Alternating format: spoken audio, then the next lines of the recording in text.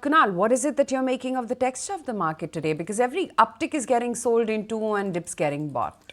Yeah, and the concern for the markets today is the lack of participation coming out from large cap names, and especially the ones which had done exceptionally well. So what's actually been happening as a pattern over the last few days is that stocks which run up 4-5% or 3-4% and become sector leaders, apparently the next 1 or 2 days these stocks they tend to underperform, and that's one of the major reasons why the indices are also not getting into a follow through breakout.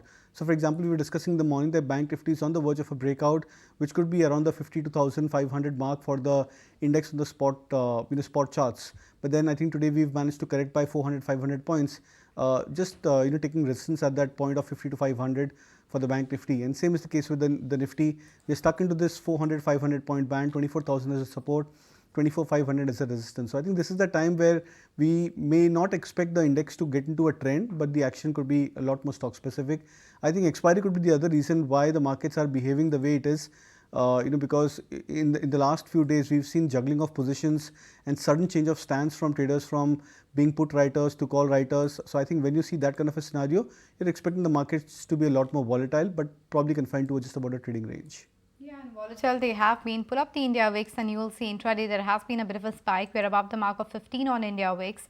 So despite lower volumes, the volatility continues to be on the rise. Let's pull up the advanced decline ratio as well and take a look as to how the overall momentum is in the broader markets, because at the start of the trading session they were outperforming. That texture is maintained for now, at least for what it's worth. There are more advances than declines at this point of time in the trading session. Quickly, let's take stock of some of the buzzers then. Voltas, for instance, is in focus. It's materially off the lowest point of the trading session because over the con call, the management talked about how the gross margins are expected to get better. They are expecting good growth going forward as well. Naresh, a view on Voltas? So the stock has corrected a bit, but overall, if you look at the rally which it has seen over the last 3 to 6 months, it's been very strong. So at current levels, I would expect it to consolidate unless it goes to 1600 odd levels where it becomes a buy. Otherwise, it remains in a range of say 1600, 1650 on the downside, and 1900 would be tough to cross. Right, okay, let's just address some of the stocks as well in focus. And Voltas, of course, has been reacting to its numbers. The margins have seen an expansion of 277 basis points. There's Q2 profit, which has also been up quite staggering. If we were to just bring up the intraday graph of Voltas, perhaps that's going to give you the true picture of how the stock reacted to its earnings. And from there, the kind of fall that it had, a little bit of a gap up, and then from there it's just eased off, 3.5% lower right now for Voltas. Capri Global, that's seen an NI uptick of about 24%. The PAT has seen an uptick of 81%. That's the other one in focus. And Marico, wherein the margins have seen a downtick of about 50 basis points, a revenue uptick of about 8%, but that's a tad bit better than what the street was anticipating. So Marico, of course, has managed to hold out through the day today. But Sunil Subramaniam as well joins in on the show right now to talk about where he's seeing value in the market. Sunil, hi, good afternoon, and wish you and your team a very happy Diwali from all of us. Just wanted to understand, how is it that you're maneuvering the market right now? Anything that you've bought in the current decline? First of all, happy Diwali to all of you and the viewers. Well, in the recent decline, I have been in the positive and bullish on the banking space. I think that the recent corrections are all not justifying of the future.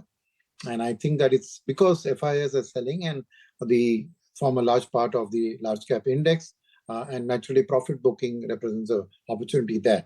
But that's where, because the FIs are doing it that way, I think that's where I think I'd be bullish. So to me, banking and financial services is a key segment for the next year. For some of these key segments for the coming year as well, but overall there are these individual movers which are moving on decent amount of volumes. Kunal, for instance, MCX, that one is trending lower. No specific news flow that I can track on that one. Of course, a lot of chatter around it. And on the upside, you do have a name like Capri Global, which continues to gain ground.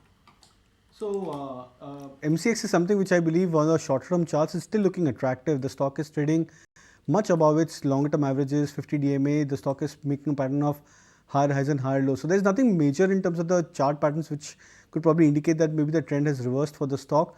So we'll look out for supports in the range of 6,000 to 6,150 for MCX over the near term. Until the time the stock closes above those levels, we can expect that this trend may continue. Capri Global is something which I don't track, so I'll skip that. Okay, skip and Capri Global. Kunal doesn't track it. But L&T, let's just mark that stock as well for you. Holding higher by about 1% as we speak right now. BEL has seen quite a fair bit of momentum. I think a good 4% of an uptick is what it closed the day with yesterday. Right now also holding up about a good 2% as we speak right now. Sunil, has the time come to now selectively looking back at PSUs? And I'm going to keep the banks outside of this list. Okay, if you keep the banks, because PSU banks are among my top picks right now in the PSU space. But if you want to take out the banks, I think, see, one thing to remember about the PSUs is there a lot of them are linked to global cycles. Like the energy is linked to global cyclical, metals are linked to global. So I think what happens with the election, Trump, and with China, and what leads to the metals pack would reflect on the PSUs. So I would say that to expect a revival in the PSU segment, I would look at metals and energy. They are the big part of the PSU index, and what happens outside India rather than what's happening inside India. Inside India, within the PSU space, is the power sector I remain bullish on. That you're still bullish on, but we have been speaking with a lot of managements today. So let's try and run you through the sound bites of some of them. Redington, for instance, is doing well in the trading session, and there are a couple more which are in focus. Let me toss it across and hear out what the management had to tell us earlier. I consider Q3 and Q4 will also have its growth momentum, while the seasonalities will move from the consumer-oriented, mobility-oriented to large deals and technology solutions, and we expect the growth rates to largely continue in the remaining H2.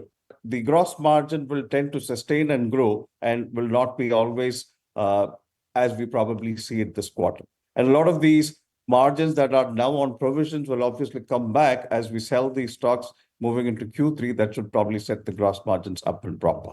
If you would look at our last many quarters, our CAGR growth, either on revenue or on EBIT or on PAT, has always been between 14, 15 and 16%. So we would obviously continue to sustain our gross margins at the levels that we have been seeing at an average in the last about 6, 7, 8 quarters. Now, COVID and pre-COVID had a certain advantage, but now that the markets have come back to normalization, we expect them to definitely be around the 4% plus, 4 and 4% plus. More price corrections will be required, and that is something that we've already started, beyond what we had earlier planned. The overall investment in wellness and telemedicine and home care services, all of these we believe will start paying us some amount of returns over an extended period. Finally, we have to, as an industry, work towards profitability. So looking at an overall growth of 18% this year to achieve our target of 18,000 crores, which we are very much on track on. On the OPEX side, the company continues to be the best in the industry as far as our expense of management rates are concerned. And I think it will only improve going forward with our investments that we are making in tech and other areas. Choppy as it may be, we're down about 0.5% right now, around the 24,350 odd market trade. Trent lower by about 2%. ICICI Bank is down about 1.6%. There's where's SBI? That also is a little bit soft after 2 days of a heady run. 1% lower thereabouts is where SBI as well is in trade right now. Axis 2 lower by about 1.5% as we speak right now. You could add Kotak and HDFC Bank also to that list. Kunal, how soon do we see a comeback by the banking pack, and would it once again be led by an SBI, HDFC and ICICI Bank, or would you think it could be more broader if the banks were to rebound again? So I think the leadership will still maintain with ICICI Bank, SBI as well as Bank of Baroda. There could be possibility that many of these mid-cap end of the private sector banking names in the the PSU banking lot, for example, the likes of City Union Bank gave a breakout yesterday or day before when it crossed about the 177 plus mark. Today, even though the stock has gone through a correction, but it seems like that many of the stocks are trying to make a comeback. So when you see few leader stocks or few stocks which act as leaders in terms of price performance, it gives room for the other underperforming names to try and make a comeback, provide their short-term breakouts, or come back about their longer-term moving averages, as the case may be. So I believe that there could be a two-pronged move for many of these banking names. The first initial part of the move, which we've seen in the last 3-4 days, was that the private sector banking names, ICICI Bank, HDFC Bank, etc., they managed to lead the charge from the front, followed by strong moves or supporting moves coming out from SBI, Bank of Baroda, etc. And then once these stocks get back into a zone where they trade from at least 5 to 7% buffer from the previous swing lows, that's where I would believe that the mid cap end of the private as well as the PSU banking stocks should start to outperform. Okay. Right. In the meantime, we've been getting mixed views from the likes of Neelkant Mishra, Hiren Vaid, Prashant Jain and Ravi Dharamshi when it comes to banks in particular on whether or not you should be looking at buying into them right now. Let's hear out a slice of their opinion. Financials, frankly, are the cheapest sector. The raw material that they work with, which is the quantity of money, had been in short supply. And for what it's worth, the RBI is signaling that it is willing to provide the liquidity that is needed to sustain growth. And that at the margin, that means that banks that have the scale and the skill and the capacity to lend will be beneficiaries. On the liability side, it's becoming difficult to raise deposits. And on the asset side, your most profitable segment is credit cards and unsecured lending. That's where the RBI is very uncomfortable if there is significant growth.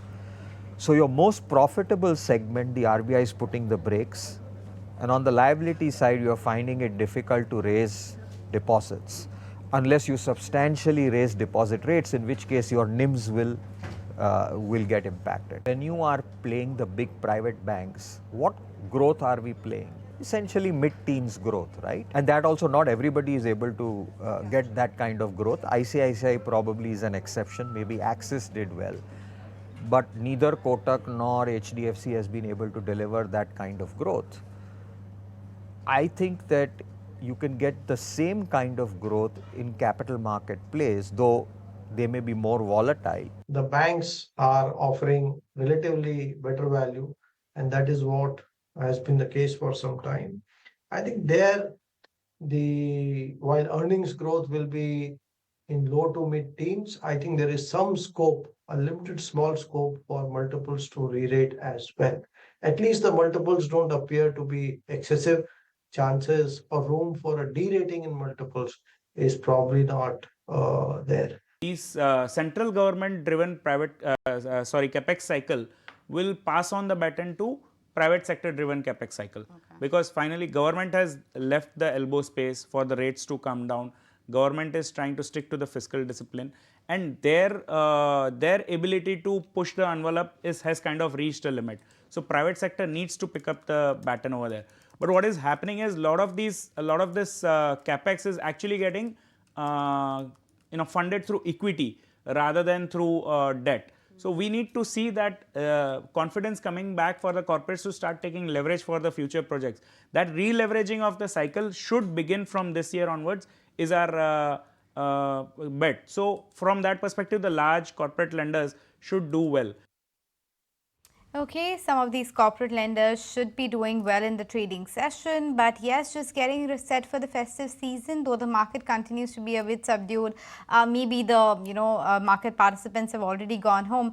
But apart from, of course, that Coldplay frenzy that we saw, Aisha, now it's expected to be a Maroon 5 frenzy because they are coming to India. But the thing is, will we get tickets for any? That's the big question, and perhaps the pre-sales and the ticket sales start on November 6th. The event is in December sometime. So now people are watching out for that one. So let's see whether that consumption boost really does play out or not. Sunil, what's your take on this consumption overdrive that we are seeing? Of course, the upper end doing quite well, but rural, mid, mass segment still a bit weak. Yeah, I think it's a matter of confidence. And if you also look at it, the price in the SIP book is coming from the disposable income of the salaried class. So I think there's a significant shift in not just away from bank deposits. I think there's a shift from consumption into savings. So I think that's the thought process. Our per capita income has gone up from 2,300 to 2,700 levels. So that increased income, whereas the rich are getting richer, means that the K-shaped recovery and the premium segment continues. So there are automobiles today with almost 90 weeks of waiting period. So the premium segment continues to do well. So it looks like the K-shaped recovery is stretching more. But I think this festive season, I know the initial numbers are not indicating great, but let's just wait for the Diwali and the Christmas to get completed. I would like to see that the monsoon was good, so rural pickup should have been there better. But I think it's just a matter of delay. I remain positive on the consumption space because ultimately, right, the aspirations will come down below to the closer to the bottom of the pyramid. Recent corrections in that, because the festive season hasn't turned out as expected, means that I would look at still as a buying opportunity. I think in the next year, consumption will flatten out from a K-shaped to a U-shaped recovery over the period of the year, starting with next summer's thing. So I think that it's a good time to keep your consumption holdings and add to it on dips. Naresh, though, are the charts indicating that, there have been a few odd inline to positive surprises from within the FMCG pack, though, although at large, most experts seem to be believing that it's a clear avoid right now as a sector. But what are the charts reading for a Dabur, Marico, Unilever, ITC? So we saw a huge run in FMCG post-elections, which is where it became a defensive play, as well as there was good guidance from a few companies, but it has all faltered. So in this case, there are, say, selective chances which would come if we see another 5-8% correction, purely because the prices have corrected a lot. So for example, Dabur used to be 500, 530 before this rally went to 670 and is now coming back to that band. So closer to 500, 530, that's a buy. Hindustan Unilever, the stock went all the way to 3,000 odd levels, has corrected to 2,500. The base for the last 2 years is around 2,300, 2,400. So any correction of 5 to 8%, it again becomes a defensive buy and expect a slow and steady bounce over the next 6 to 12 months. Right, okay, that's the take coming in FMCG, just marking some of the buzzers in today's trading session. Adani Enterprise is holding up a good 5% right now. Tata Consumer, Maruti also continues to hold out, and Hero MotoCorp is looking quite, smartly positioned indeed. Sunil, what's the analysis and the verdict now for the auto pack? Well, I think the auto pack, I still remain a bull on the auto pack. Like I said, because this K-shaped to U-shaped auto with the two-wheeler segment, entry-level cars, I do expect next year to be good for them. I know that the auto index return has been much better than the large cap index return, which means it's run a bit of a rally. But I would remain bullish on that segment because now it will be more widespread and broad. And I would expect that not only will this Diwali show some pick, there's been lots of stock at the stocking points, and I think post Diwali you'll see that's been picked up. Again, March becomes again as a buying point because of the indexation and the taxation benefits. So I think that I remain a bull on the auto space, but remember that auto is not just one space, right? You have to split it up into the premium car segment and to the smaller end, which is two-wheelers. You have to look at the auto component segment, which is an export-oriented, and there the IMF saying the world is on a recovery mode augurs well for that. Then you have the agri-related tractor segment, which again with good monsoon and a good rabi crop should see some pickup. Then you have the commercial vehicles and CV cycle, and with the capex cycle picking up, I think the CV segment should do well. So if you disaggregate auto, I find there are a lot of spots there where you can buy.